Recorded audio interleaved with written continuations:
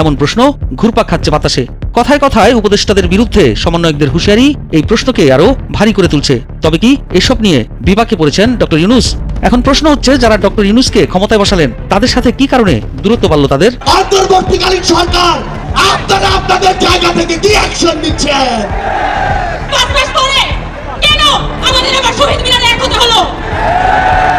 5 August ছাত্র জনতার অভ্যুত্থানে শেখ হাসিনার সরকার পতনের পর দেশে সৃষ্টি হয় এক অরাজক পরিস্থিতি। এই কঠিন সময়ে শিক্ষার্থীরা শান্তিতে নোবেলজয়ী ডক্টর মোহাম্মদ ইউনূসকে দেশে ফিরে জাতির হাল ধরার আহ্বান জানান।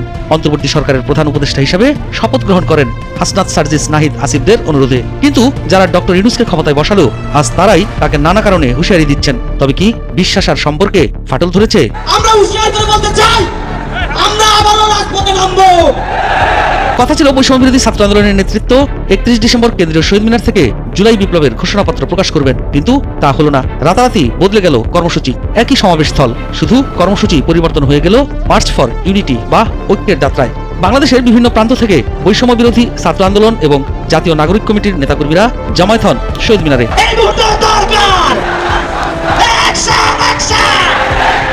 সোমবার রাত 2টার কিছু আগে কর্মসূচি বদলের ঘোষণা করেন বৈষম্য বিরোধী ছাত্র আন্দোলনের নেতৃত্ব।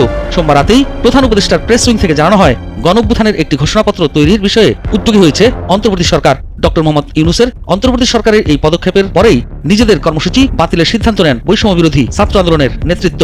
ইউনূসের প্রশাসন ঘোষণাপত্র প্রকাশের বিষয়ে উদ্যোগী হওয়ার কারণে আলাদা করে ঘোষণাপত্র প্রকাশের পথ থেকে পিছিয়ে আসেন তারা।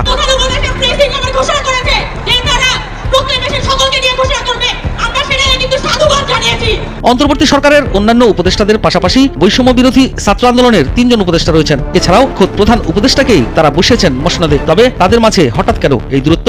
গুরুত্বপূর্ণ নানা ইস্যুতে কেন তারা নিজেরা বসে পরিকল্পনা করতে পারছেন না? যেসব বিষয়ে সরাসরি প্রধান উপদেষ্টার সাথে বসে আলোচনা করে সমাধান করা সম্ভব, সেগুলো কেন ঘটা করে জনসম্মুখে আনছে তারা?